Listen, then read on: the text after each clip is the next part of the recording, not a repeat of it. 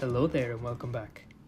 Here in Japan, we have just been into the Golden Week, so we had a full week of relax and of course plenty of time to ride bikes and doing whatever we want. The city is quite crowded with people during this week, but everyone has to get their chance to get around and have fun, right? So we cannot really complain that much. Of course, I decided to organize a nice bike trip as well, and today we're going to spend the day between Hatagaya and Shimokitazawa. I decided to visit a couple of destinations I had on my bucket list, and I'm bringing you with me.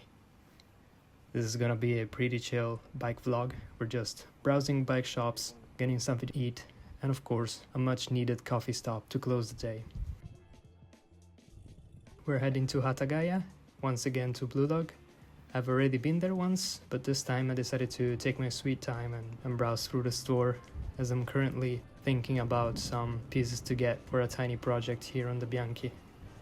They won't be as matchy as I would love to, because this is just a temporary bike, but the idea is to make them match with the bikes I have home so they can come with me.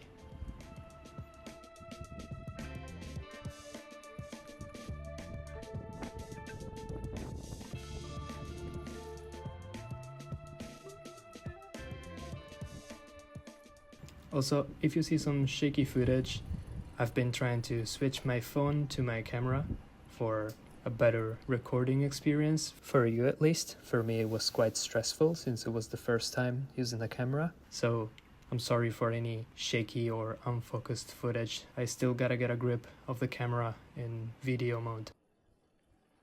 You will also be seeing the camera strap every now and then in the corner of the screen, but perfection is not a thing around here, am I right?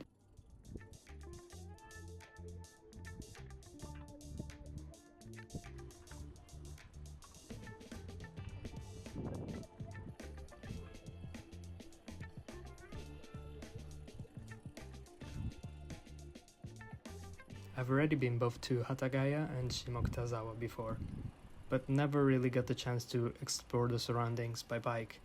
And as big as Tokyo is, there's always an endless amount of tiny secondary roads to explore, and every time they feel incredibly chill. Looks quite like being in another city compared to how busy the city center is.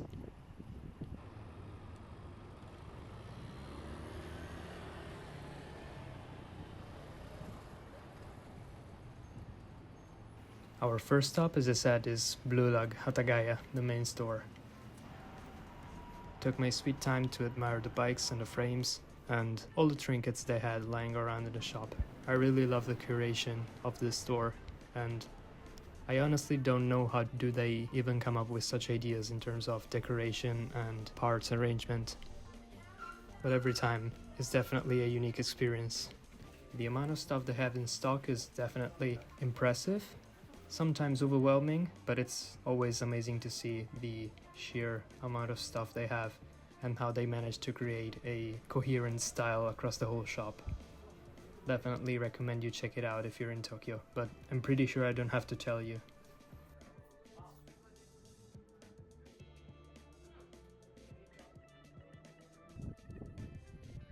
Not so far from Blue Dog, there's another bike shop, definitely smaller and less famous, but as iconic, I think.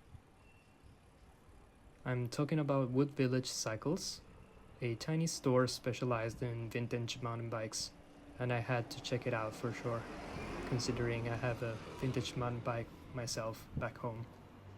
And not gonna lie, I'm quite missing it.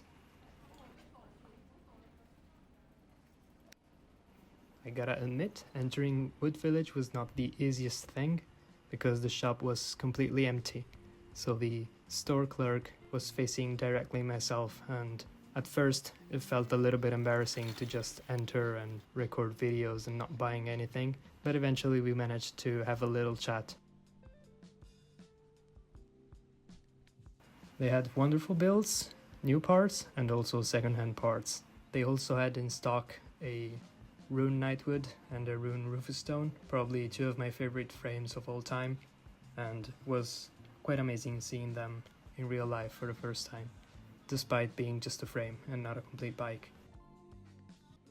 I think I will definitely check back again.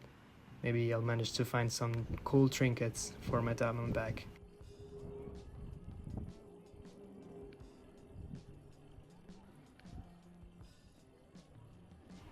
I decided not to buy anything at first, because I'm quite of a picky guy with purchases, and I mean that I need to take my sweet time to sleep on an item and be absolutely sure it's the item I want. I don't really like impulse purchases, and they're not even good for your wallet, so I always try my best not to do those. And so far so good, I have to say.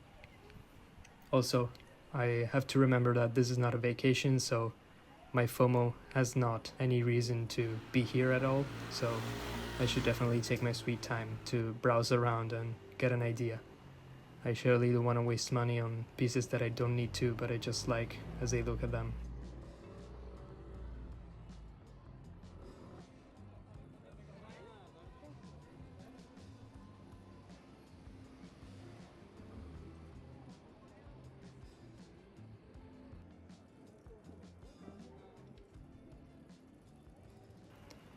Enough with bike shop now, we're heading to grab some lunch.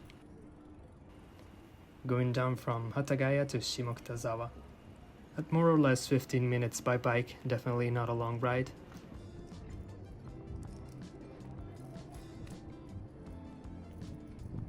Of course to Nasu Oyaji curry, a legendary curry shop. It's quite famous in the bike community due to the owner's good taste in bikes, and it's definitely not a lie. He had a wonderful purple Rivendell parked outside of the shop. I couldn't really figure out the model of the Rivendell, but it was definitely one of the best bikes I've seen so far. The curry, of course, was extremely tasty, and I loved it until the last bite. The vibe was also immaculate, with the waiters flipping through records of any kind of music genre.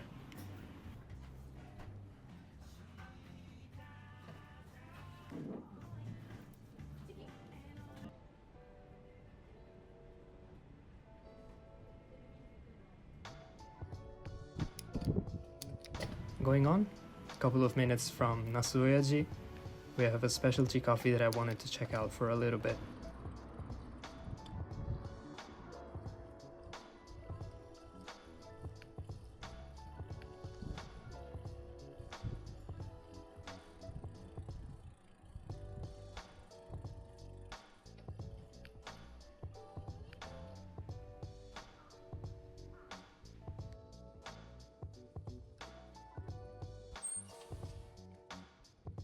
I also have to get a new bag of beans because I finished mine already.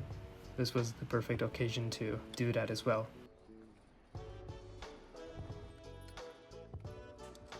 We're now in Light Up Coffee in Shimokitazawa.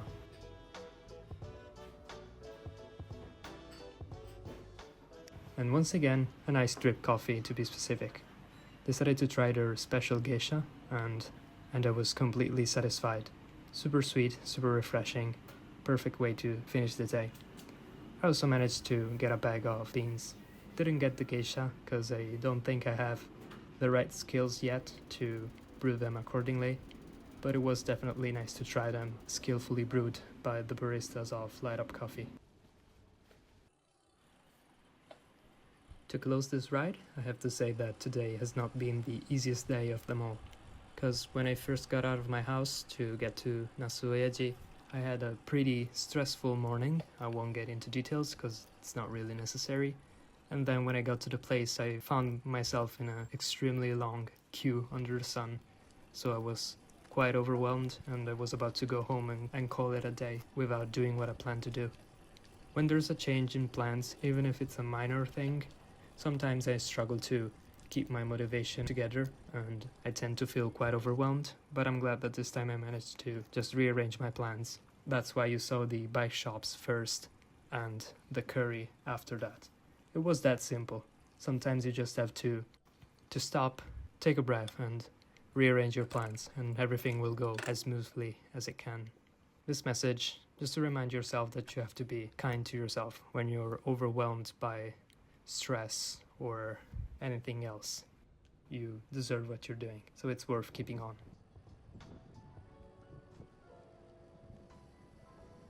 But anyway, thanks for staying with me today. I will soon upload something about the new pieces I was talking about before, so if you're curious about the idea, definitely stay tuned, and I'll see you soon.